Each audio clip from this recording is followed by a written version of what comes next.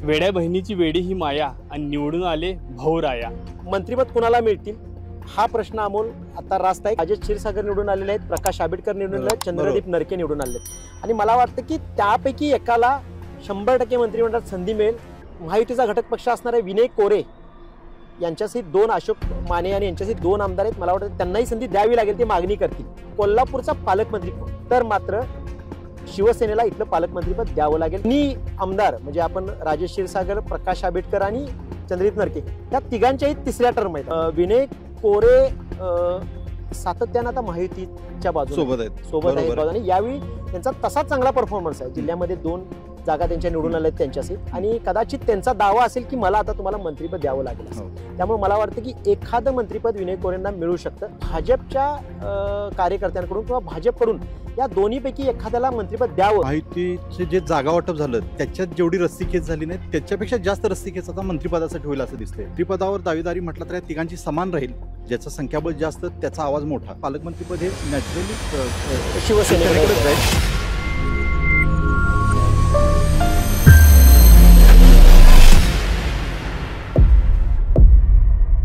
नमस्कार, मी अमोल गाडगे, कोल्हापूर टीव्हीमध्ये आपलं स्वागत। कोल्हापूर जिल्ह्यामध्ये 10च्या 10 जागा निवडून आलेल्या आहेत, म्हणजे 9 महायुती आणि 1 अपक्ष बंडखोर असं एकंदरीत दिसतंय।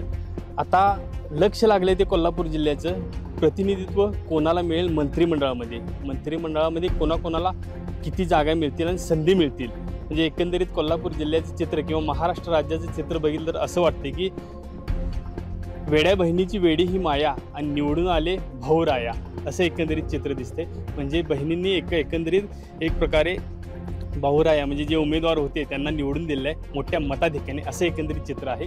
आपण आता आज चर्चा करणार आहोत कोल्हापूर जिल्ह्यामध्ये मंत्रिपद कोणाला मिळतं आणि कोणाकोणाला प्रतिनिधित्व करण्याची संधी मिळते, यासाठी आपण आज चर्चा करणार आहोत। माझ्यासोबत आहेत पत्रकार विजय पाटील सर आणि पत्रकार रणधीर पाटील सर। आपण यांच्याकडून जाणून घेऊया नेमकी काय परिस्थिती आणि काय घडामोडी घडणार आहेत या निकालानंतर। आपण सर्वप्रथम जाऊया पत्रकार विजय पाटील सरांच्याकडे। सर, काय सांगाल निकालानंतर या एकंदरीत या घडामोडी आणि निकाला जे निवडून आलेत, काय प्रतिनिधित्व आहे आणि कोणाला संधी मिळेल? अमोल, मुद्दा खरंच आहे। आता निकाल पूर्णपणे लागलेला आहे। कोल्हापूर जिल्ह्यामध्ये मला वाटतं पहिल्यांदाच रणधीर असा ट्रेंड दिसतो, 10च्या 10 जागा महायुतीच्या आहेत। एक शिवाजी पाटील चंदगडमधून जे निवडून आलेले आहेत ते मुळात भाजपमध्ये होते, भाजपचे बंडखोर उमेदवार होते, पण मुळात आता ते भाजपमध्येच सामील होतील, ते काय सहज बरोबर आहे। आपण अमोल, मुद्दा असा आहे की आता निवडून आलेले 10 आमदार हे सत्तेमधले आहेत, सत्तेमध्ये जाणार आहेत, सत्तेमध्ये असणार आहेत आणि राज्यामध्ये महायुतीचं सरकार येते। तर अमल महाडिक आणि राहुल आवाडे हे भाजपचे आमदार आता आहेत, चंद्रदीप नरके, राजेश क्षीरसागर आणि प्रकाश आंबेडकर हे शिवसेनेचे आहेत, शिंदे गटाचे। हसन मुश्रीफ हे अजित पवारांच्या राष्ट्रवादी पक्षाचे आहेत आणि शिरोळमधून शिरोळमधून अपक्ष जे उमेदवार आहेत राजेंद्र पाटील यड्रावकर ते सुद्धा महायुतीचे घटकच आहेत आणि विनय कोरेंसहित जनसुराज्य पक्षाचे 2 आमदार आहेत, अशोक माने आणि विनय कोरे। आणि मला वाटतं आता जर बलाबल बघितलं महायुतीचं तर मंत्रिपद कुणाला मिळतील हा प्रश्न अमोल आता रास्त आहे, कारण त्याची चर्चा सुरू झालेली आहे आणि समर्थकांकडून उमेदवारांच्या आमदारांच्या मागणी होत आहे की आम्हाला मंत्रिपद मिळेल। पण मला रणधीर सगळ्यात मोठा मुद्दा वाटतो की आता जी विद्यमान विधानसभा होती ज्यामध्ये हसन मुश्रीफ मंत्री होते, तर मला वाटतं की राष्ट्रवादीकडून त्यांचं प्रतिनिधित्व राहील, ते एकमेव राष्ट्रवादीतनं आता निवडून आलेले आहेत। आणि दुसऱ्या बाजूला सगळ्यात चांगला परफॉर्मन्स महायुतीमध्ये शिवसेनेचा आहे, जिथे राजेश क्षीरसागर निवडून आलेले आहेत, प्रकाश आंबेडकर निवडून आले आहेत, चंद्रदीप नरके निवडून आले आहेत आणि मला वाटतं की त्यापैकी एकाला 100% मंत्रिमंडळात संधी मिळेल आणि कदाचित कॅबिनेट मंत्री पदाची सुद्धा संधी मिळू शकेल आणि त्यामध्ये संधीचे सर्वात जास्त चान्सेस राजेश क्षीरसागरांना दिसतात, कारण ते ऑलरेडी कॅबिनेट मंत्रिपदाचा दर्जा असलेलं पद त्यांच्याकडे राज्य नियोजन मंडळाचं होतं आणि परत महायुतीचा घटक पक्ष असणारे विनय कोरे यांच्यासहित 2 अशोक माने आणि यांच्यासहित 2 आमदार आहेत, मला वाटतं त्यांनाही संधी द्यावी लागेल, ते मागणी करतील। तर या सगळ्यांमध्ये आता आपण बघूया खरंच मंत्रिपद मिळतील का, आणि मिळाली तर सर्वात महत्त्वाचा रणधीर मला इथं महत्त्वाचा मुद्दा असा वाटतो की कोल्हापूरचा पालकमंत्री कोण. बरोबर आहे, अगदी अगदी. आणि मला वाटतं जर आपण पत्रकार आहोत, आपल्याला आपण जो काही क्रायटेरिया दिसतो राजकारणाचा, सर्वात जास्त त्या जिल्ह्यामध्ये जागा ज्या पक्षाच्या निवडून येतात त्या जागेवर त्या पक्षाला तिथलं पालकमंत्रीपद दिलं जातं. जर असा क्रायटेरिया लावला तर मात्र शिवसेनेला इथलं पालकमंत्रीपद द्यावं लागेल किंवा दिलं जाईल, जर असा क्रायटेरिया ठरला तर. आणि असं झालं तर मात्र पूर्ण रस्सीकेस राहील, कारण मग राजेश क्षीरसागर, प्रकाश आंबेडकर आणि चंद्रदीप नरकेंमध्ये मंत्रिपदासाठी रस्सीकेस सुरू होईल.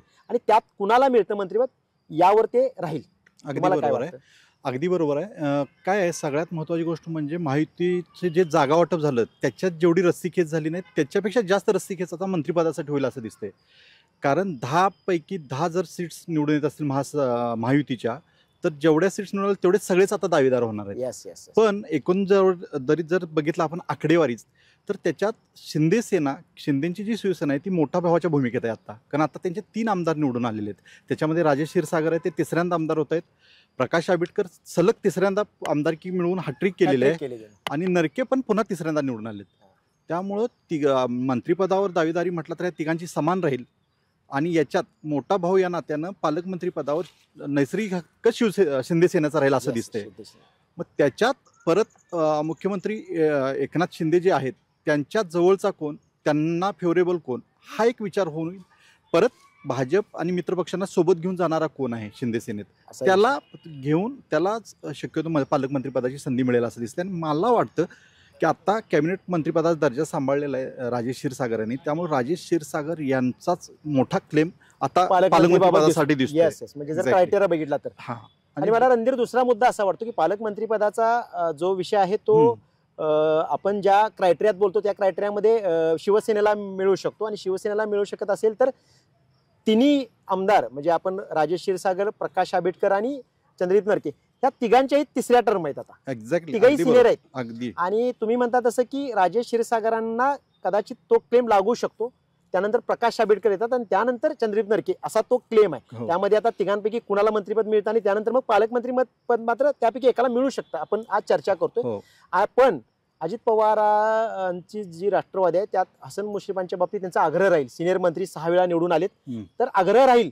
पण क्लेम जर क्रायटेरिया धरला तर शिवसेनेचा राहील असं दिसतं. पण ज्यावेळी आपण आकडेवारीचा आणि संख्याबळाचा विचार करतो आणि त्याच्या जेव्हाच मोस्टली राजकारण चालतं, ज्याचं संख्याबळ जास्त त्याचा आवाज मोठा राजकारणात असं साधारण असतं लोकशाहीमध्ये. त्यामुळे आता कोल्हापूर जिल्ह्यात बघितलं तर राष्ट्रवादीचे अजित पवार गटाचे फक्त हसन मुश्रीफ एकटेच निवडून आले. हा, संख्याबळाचा विचार केला तर ते आता पालकमंत्री पदाचा दावा करतील, पण त्यांचा तो दावा तितका ताकदीनं सत्तेच्या राजकारणात. अगदी बरोबर. आणि त्यामुळं आता सगळ्यात मोठं पालकमंत्रीपद हे नॅचरली शिवसेनेकडे जाईल. आणि शिवसेनेत सुद्धा परत राजेश क्षीरसागर हे जास्त मोठे दावेदार वाटतात. आणि दुसरीकडे असं आहे की परत भाजपला, जनसुराजला जागा आणि राष्ट्रवादीला यांना सुद्धा मंत्रिपद द्यावे लागतील एक प्रतिनिधी म्हणून. मग त्याची आता राज्यात ज्या पद्धतीनं मेजॉरिटी झालेली आहे, इतके आमदार निवडून आले, त्या सगळ्यांनाच मंत्रिपद कशी देतील, सगळं परत विभागवार समतोल पण साधावं लागणार पक्षांना. त्यामुळे एका कोल्हापूरला किती मंत्रिपद द्यायची हा पण विचार होईल.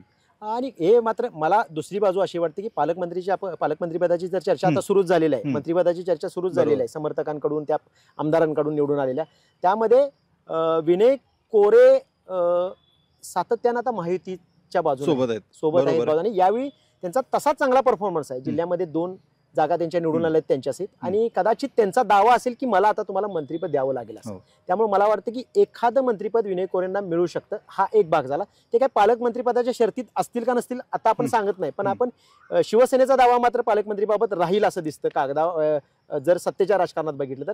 आणि दुसऱ्या बाजूला भाजपचे तुम्ही जर बघितलं तर भाजपचे 2 आमदार आता निवडून आलेले आहेत. 2019ला एकही आमदार नव्हता. तर मला वाटतं भाजपला इथं पक्ष वाढवायला संधी आहे, विस्तार करायला संधी आहे. त्यामुळे भाजपच्या कार्यकर्त्यांकडून किंवा भाजपकडून या दोन्हीपैकी एखाद्याला मंत्रिपद द्यावं अशी मागणी सुद्धा जोर धरायला लागले. आणि कदाचित एखादं राज्यमंत्रीपद दोन्ही म्हणजे एक इचलकरंजीचे राहुल आवाडे आहेत आणि एक कोल्हापूर दक्षिणमधून निवडून आलेले अमल महाडिक आहेत. तर त्या दोघांपैकी आता मला माहिती नाही खरंच भाजप कितपत मंत्रिपदासाठी दावेदारी करतं किंवा कितपत ते तसं करतं, पण भाजप सुद्धा या बाबतीत सकारात्मक विचार करू शकतं.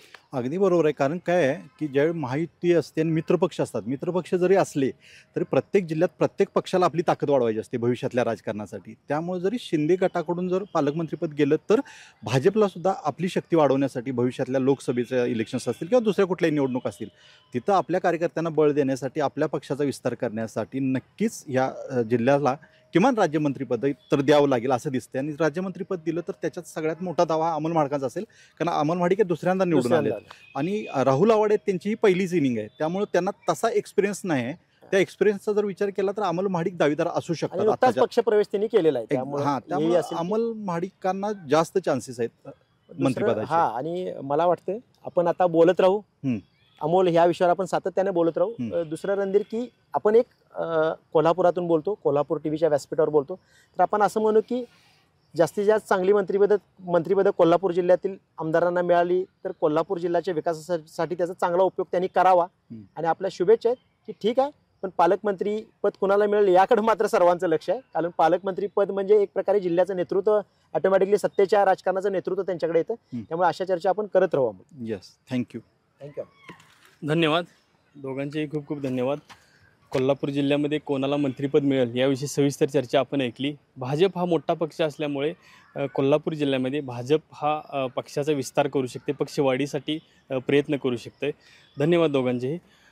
अशाच नवीन नवीन घडामोडी आम्ही तुमच्यासमोर घेऊन येत जाऊ. त्यासाठी पाहत राहा कोल्हापूर टीव्ही आणि सबस्क्राईब जरूर करा. धन्यवाद.